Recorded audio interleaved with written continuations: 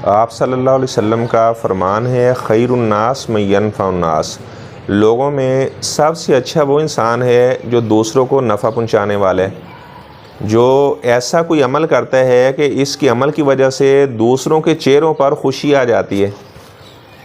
तो रमज़ान मुबारक का महीना है, अपने आसपास देखें, अगर कोई मकरूज़ है और आपको अल्लाह ताला ने वुसअत दी हुई है तो उसके कर्ज़ के पैसे आप अदा कर दें, आपको मुसलमान भाई खुश हो जाएगा।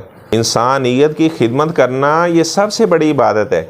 लोगों का हमदर्द बनना, लोगों के साथ खैर खाई वाला मामला करना, अल्लाह तबारक ताला इस अमल को बहुत ज़्यादा पसंद करते हैं।